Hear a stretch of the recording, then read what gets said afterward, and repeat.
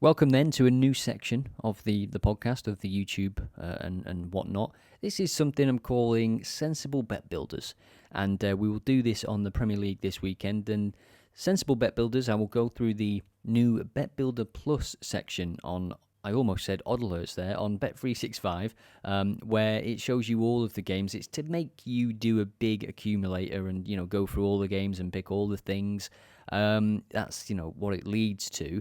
And it's kind of what we'll do in this, but we will treat it as a bit of fun, as a way to do some research on the games. And we'll see if we can get it to win rather than get it to be 1,000 to 1. So the first game that we see is actually on Friday. Now that is a good thing that I saw that, because I've got a last man standing group to do, and I've also got my fantasy team to do after forgetting to do it. And Friday night games are usually why I forget to do it. And this one is Forest Spurs. So I will give my initial thoughts, and then we will go into the bet builder and make some selections. And I'll just look at some data points as well and talk you through it. So a great win for Spurs last time out. They are 5th in the table. They went 5 without a victory. For Nottingham Forest, it is now just that as well. 5 games without a victory. They did draw the previous game away at Wolves, but before that it was that 5-0 defeat away at Fulham. Really, really tough for Steve Cooper at the minute. But one thing Forest have been able to rely on over the last 12 months is that home form. They've scored in all but one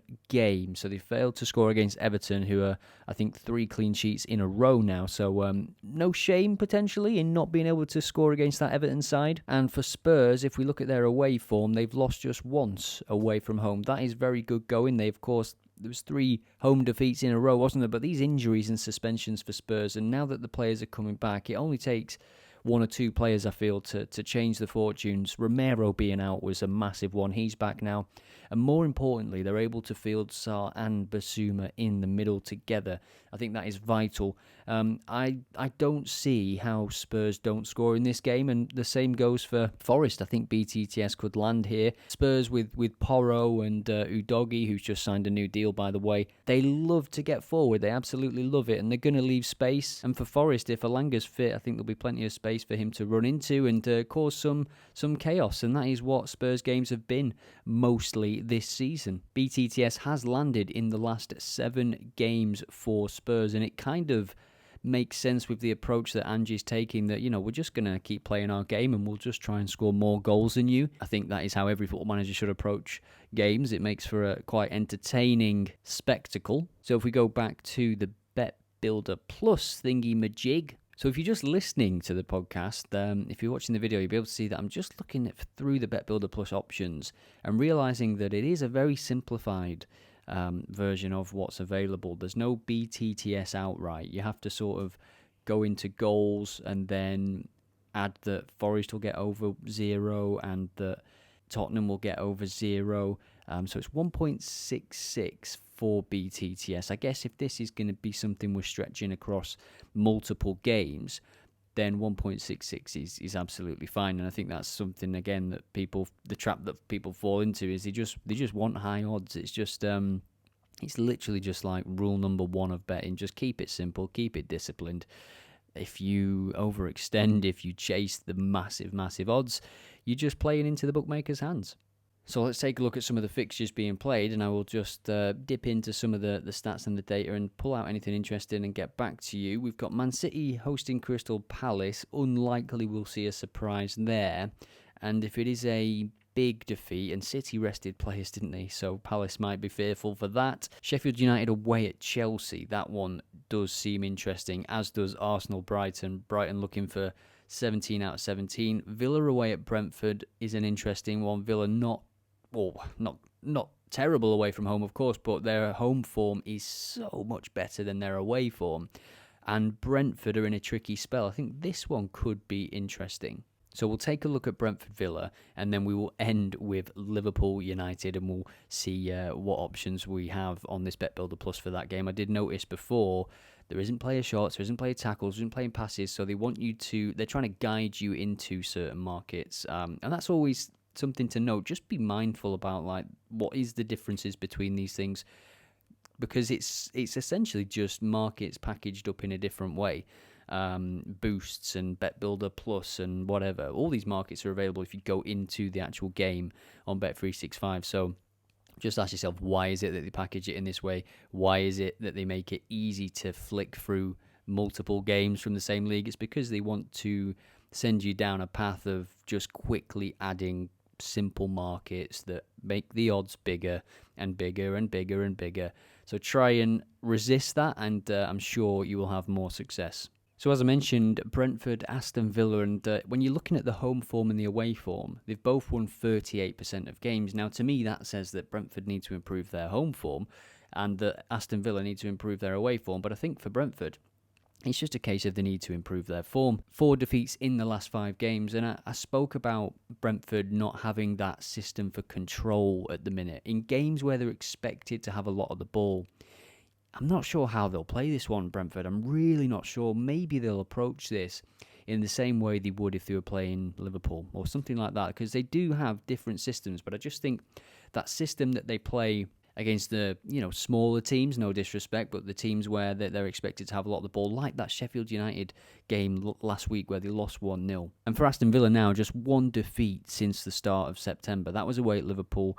In fact, every defeat for them has come away from home. Newcastle United 5-1 on the opening weekend. That was a strange result. If you watch that game, Villa did actually play very well. I know that sounds crazy given the scoreline, but Newcastle do have those days where everything goes in. They've got very, very clinical players. They've scored in all but 2 of their away games, and if we look at the goals, let's go overall form for both of these teams, and we'll look at the last 10 games. Aston Villa scoring 2.3 goals per game, Brentford conceding 1.3. There has been no nil-nils during that period. Aston Villa have scored in 9 of those 10 games. BTTS has landed in 70% of those games.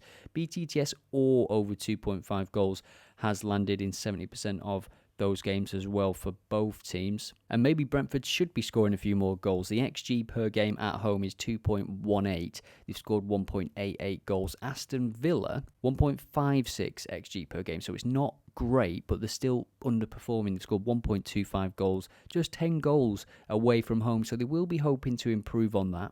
And they're not alone in this kind of dilemma almost. You get Newcastle as well. Newcastle's away form has been dreadful this season, but when they play at home in that stadium, and it's the same with Villa Park and Aston Villa, there is just something about it. It is a fantastic place to go and watch football, and the home fans, they are a 12th man.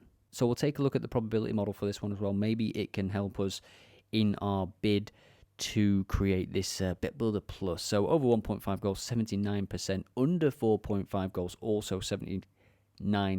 So given the away form, given the current form of Brentford, let's take a look at some of the lines that are available for this one.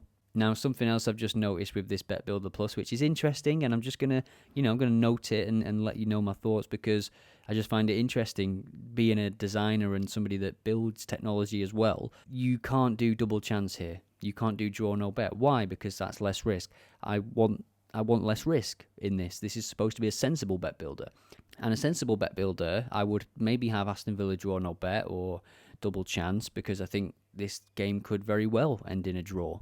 But it's interesting to note that they don't allow that on this Bet Builder Plus. And the reason is obvious, as I've just said, they want you to take more risk.